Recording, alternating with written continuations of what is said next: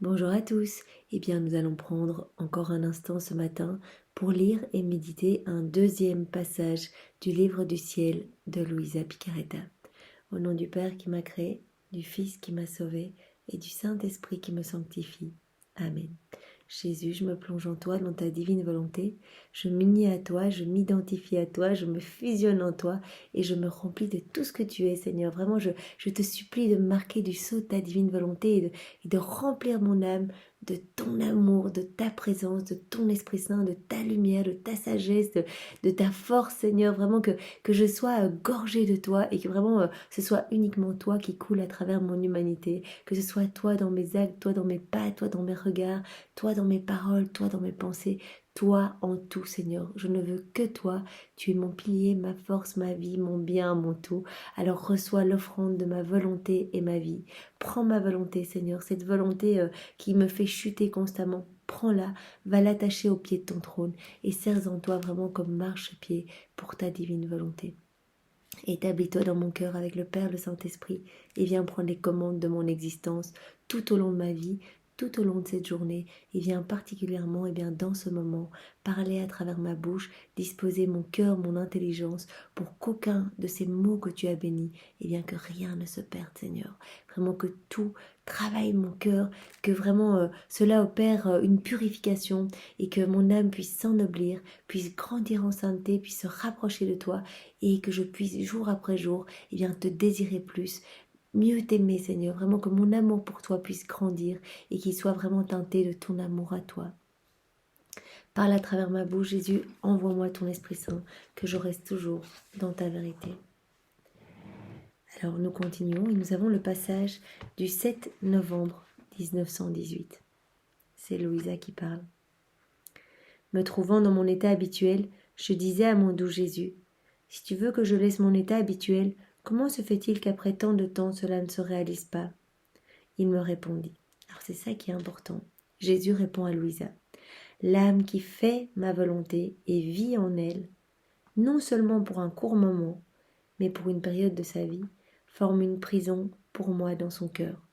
Il suffit que nous désirions vivre avec Jésus, nous unir à Jésus, nous fusionner en Jésus pour que Jésus vienne directement dans notre cœur. Et il parle même, il utilise le terme prison, mais dans un sens positif, puisque vraiment il va trouver de la joie à venir s'établir dans notre cœur qui va devenir pour lui comme un tabernacle d'amour, de réparation et de consolation. En faisant ma volonté et en essayant de vivre en elle, l'âme vraiment qui désire faire ma volonté, érige les murs de cette prison divine et céleste. Et pour mon plus grand contentement, je reste prisonnier en elle. Donc ça fait vraiment plaisir à Jésus, parce que à partir de l'âme qui s'abandonne entre ses mains, il va pouvoir agir, il va pouvoir distribuer les fruits de sa rédemption, il va pouvoir dupliquer sa vie, il va pouvoir prononcer les paroles de la consécration sur cette âme, à chaque acte fait dans la divine volonté, plus de lumière, plus de clarté, plus de lumière déversée sur les hommes autour, plus d'âmes sauvées, etc. Donc c'est magnifique et Jésus nous appelle à nous laisser complètement habiter par sa présence, à nous laisser remplir par sa divinité et à lui offrir nos humanités qui, si elles ne sont pas pour lui, ne servent à rien. Si on travaille uniquement pour nos volontés propres, pour acquérir des choses ici-bas, ça sert à quoi? Puisque la vie ici n'est qu'une ombre par rapport à ce qui nous attend après. Alors vraiment, donnons nos vies à Jésus pour qu'il puisse travailler, qu'il puisse aller sauver des âmes à partir de nos actions, à partir de nos paroles, à partir de nos pas, qu'il puisse vraiment s'emparer de tout, que tout lui appartienne et que tout soit fait par lui, pour lui et en lui. Donc vraiment, je reste prisonnier dans ces âmes. C'est ce que Jésus dit à Louisa. Puisqu'elles m'absorbent en elle, je les absorbe en moi. En somme, l'âme qui s'abandonne entre mes mains est emprisonnée en moi et moi en elle.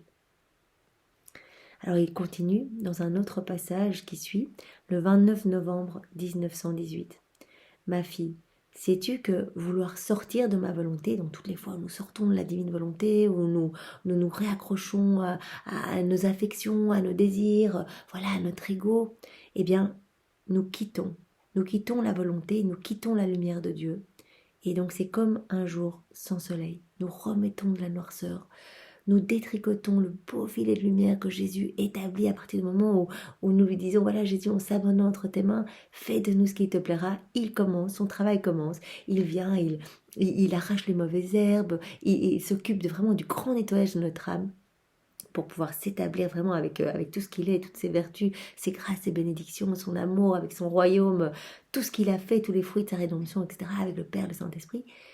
Mais voilà, si on quitte à nouveau la divine volonté parce qu'on est inconscient et que voilà, un jour c'est oui, le lendemain c'est non, eh bien Jésus dit, eh bien à ce moment-là, l'âme quitte la lumière et c'est comme un jour sans soleil, sans chaleur, sans la vie des actes divins en elle.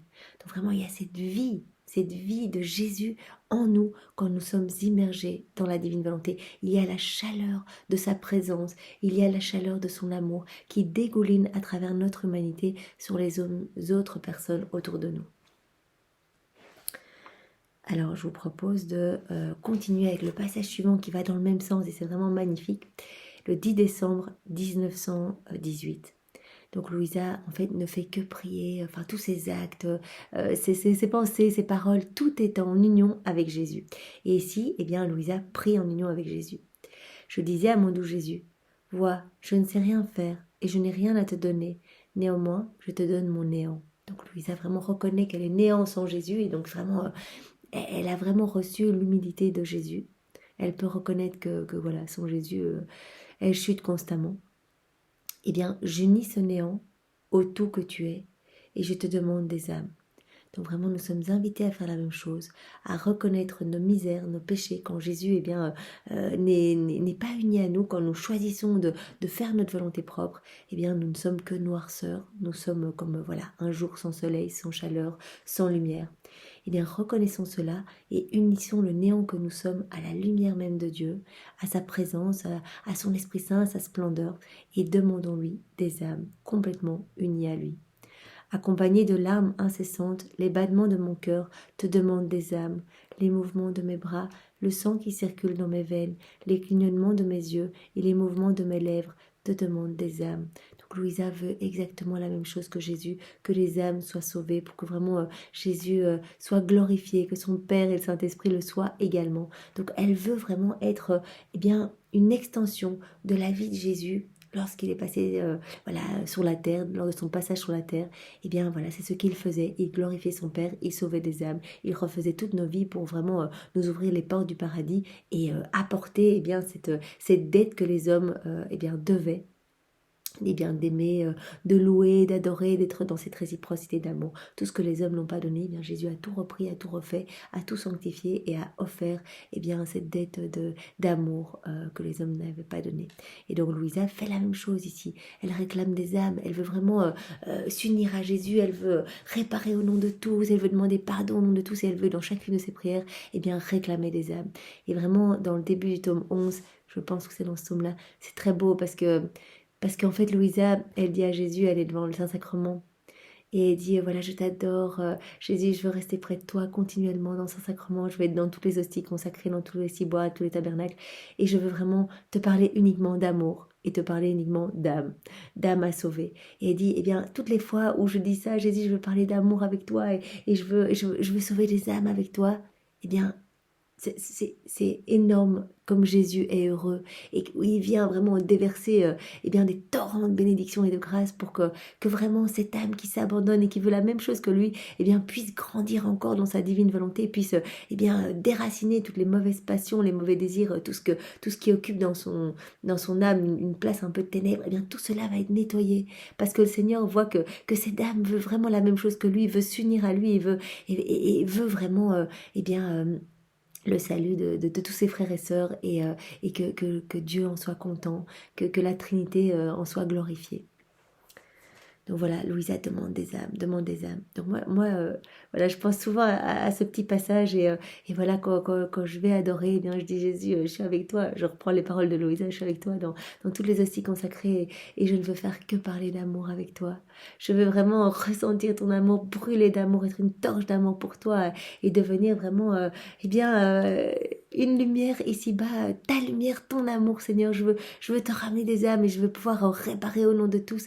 Alors donne-moi vraiment toutes les grâces nécessaires pour pouvoir vivre dans ta divine volonté. Voilà, je vous invite à vous unir à Louisa également et à demander, parce que Jésus donne, puisque nous allons vraiment dans son sens et que voilà, il se sent vraiment aimé quand on veut la même chose que lui. Donc Louisa continue. Je te fais cette demande en m'unissant à toi, à ton amour, dans ta volonté. Pendant que je disais cela, mon Jésus bougea en moi et me dit, ma fille, combien sont douces et plaisantes à mes oreilles les prières des âmes intimes avec moi, unies à moi.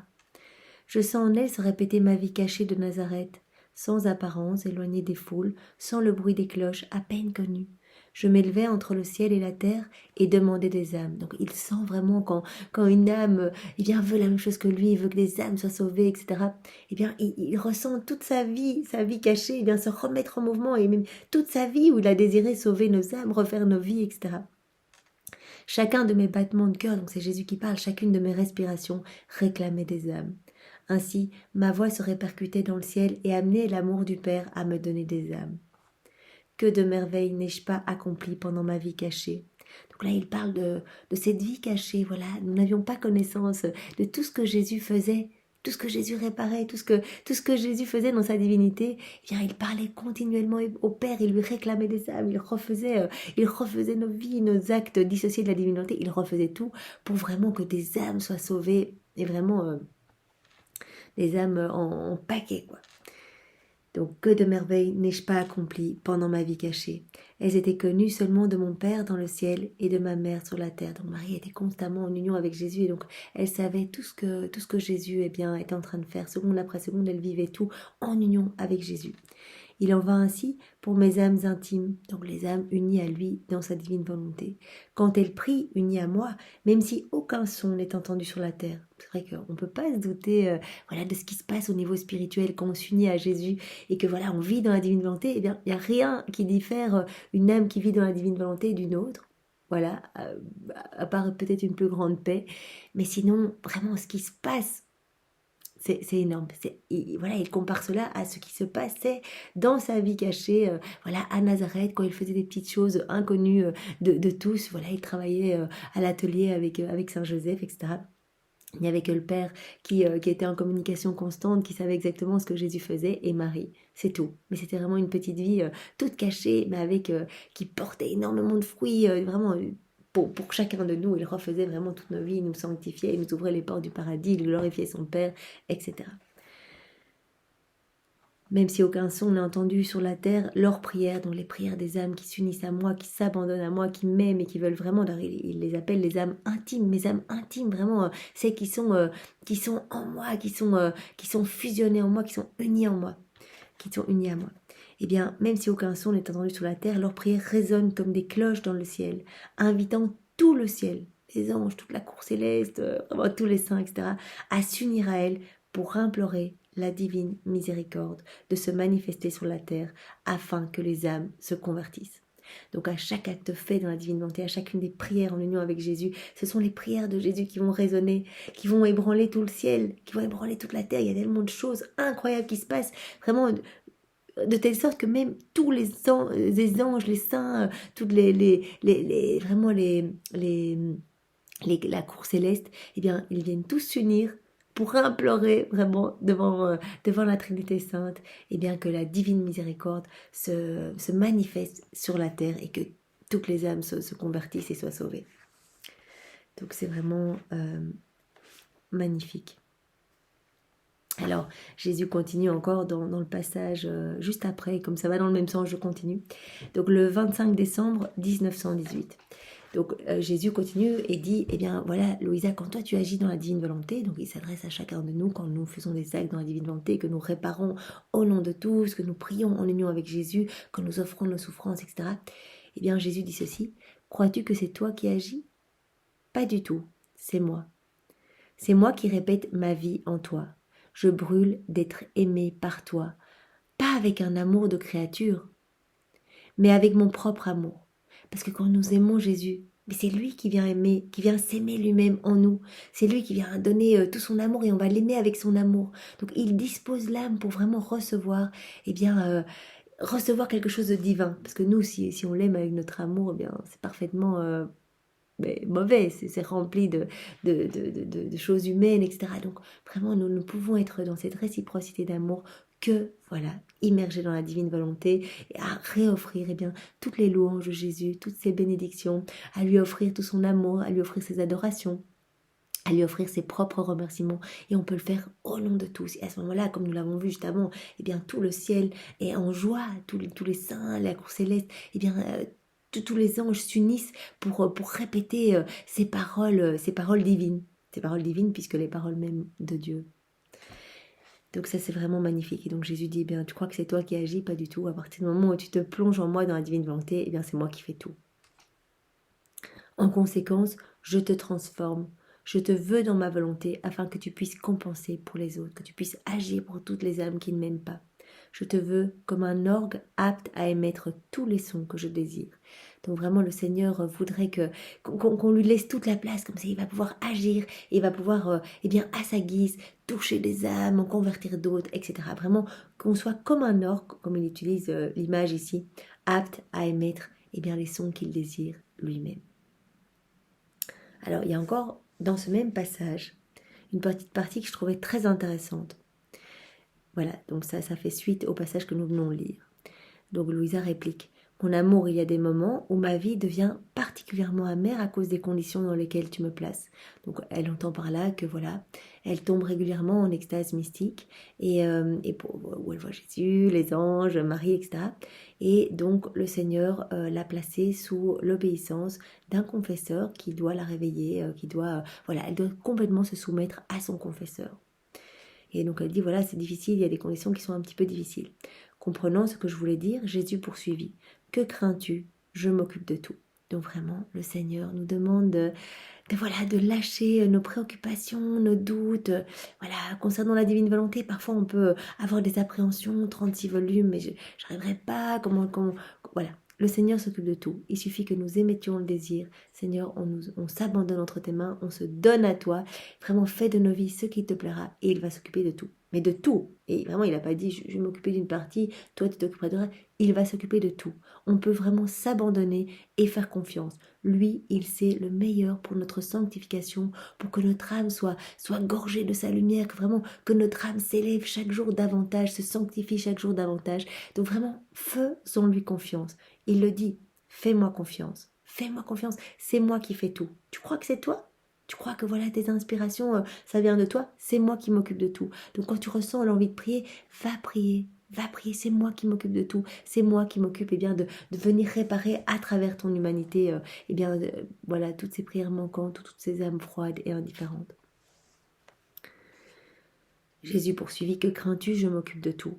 Quand je te donne quelqu'un pour te diriger, ici en l'occurrence le confesseur, je lui donne les grâces voulues. Donc Jésus vient vraiment s'occuper personnellement, même des personnes autour de nous.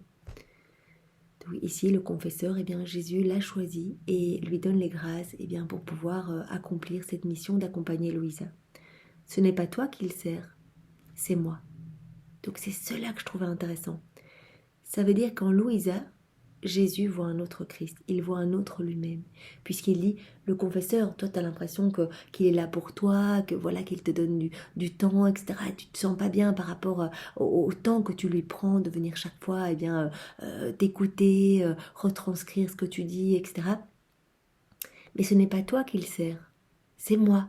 Puisque en toi, puisque je suis établie en toi, puisque je suis dans ton cœur avec le Père, le Saint-Esprit, mais que je suis réellement là, et qu'à travers toi, c'est moi qui parle, c'est moi qui prie, c'est moi qui répare, etc.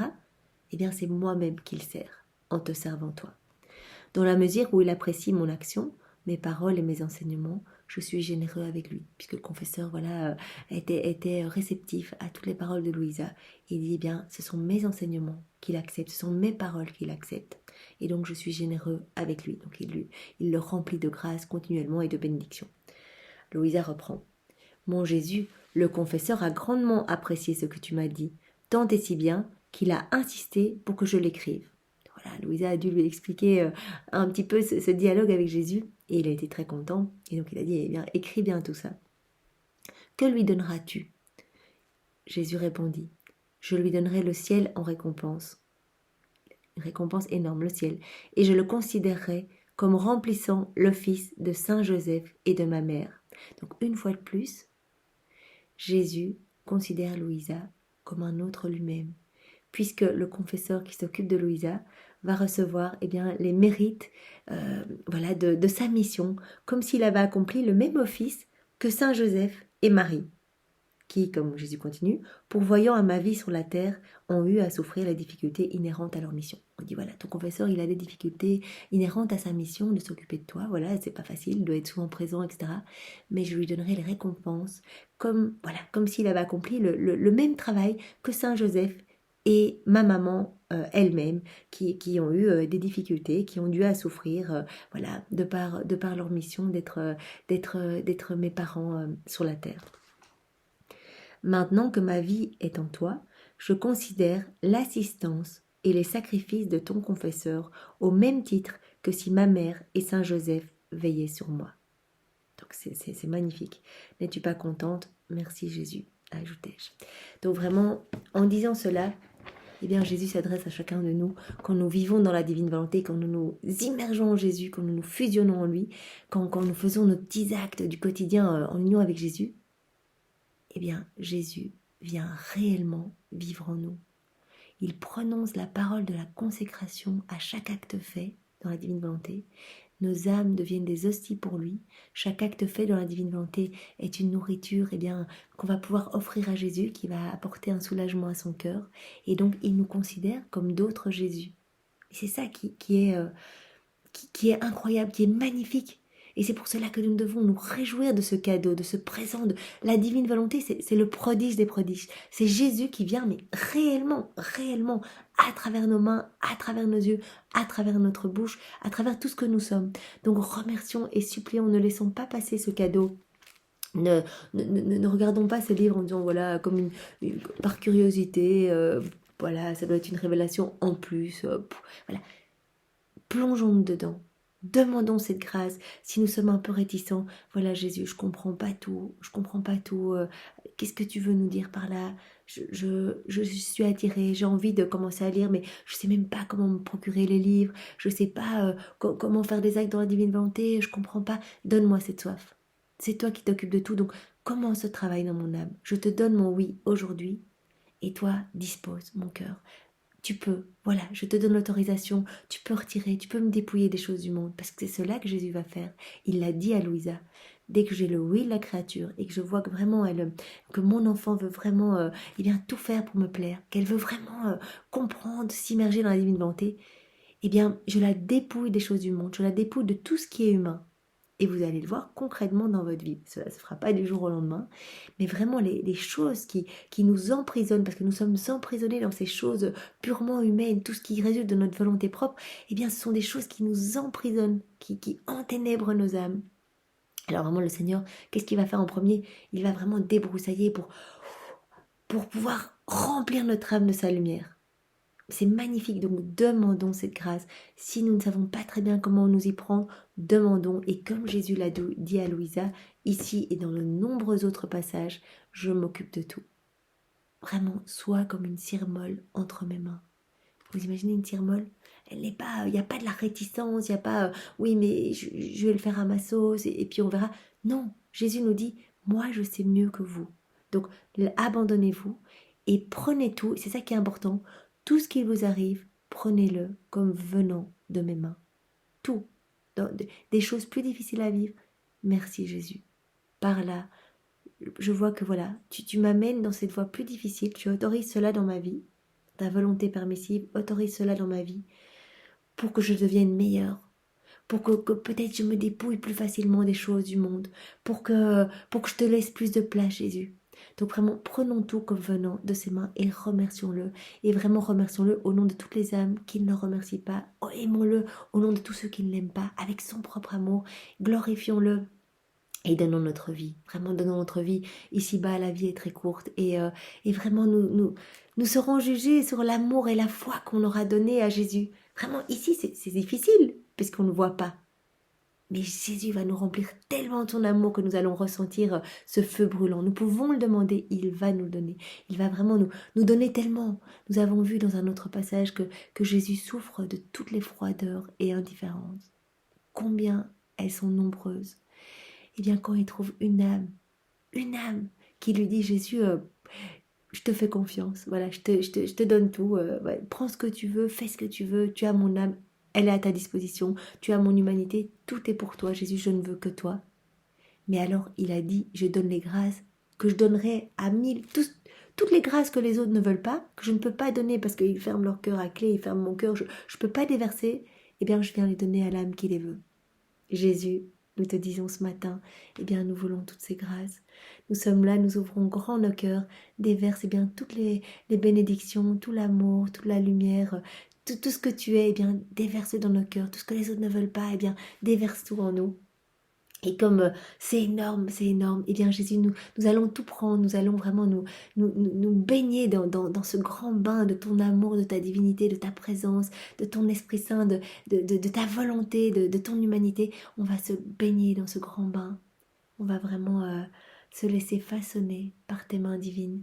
Et Jésus, on va te rendre tout ce que tu nous as donné et on va te le rendre au nom de tous. Vraiment engage de l'amour que tu devrais recevoir des hommes, que toute l'humanité vienne à partir de ce présent que nous te faisons, constitué de ton propre amour. Eh bien, voilà, comme si toute l'humanité venait et te disait Jésus, nous t'aimons. Jésus, nous t'adorons, Jésus, nous te louons, Jésus, nous te bénissons avec ton propre amour, tes propres louanges, tes propres bénédictions. Et vraiment, Jésus, sans toi, consoler et multiplier à l'infini ce moment pour que tu puisses recevoir eh bien, à chaque offense, à chaque insulte, à chaque sacrilège, chaque blasphème, que tu reçois, que ta maman reçoit, eh bien, que tu puisses recevoir une consolation, un baume apaisant sur ton cœur, vraiment que cela soit multiplié et que tu le retrouves partout, ce moment d'amour, partout dans le ciel et sur la terre. Merci Jésus avec tes propres remerciements et merci à chacun de vous bien, d'avoir médité ce passage avec moi. Au nom du Père et du Fils et du Saint-Esprit. Amen. Soyez tous bénis. Au revoir.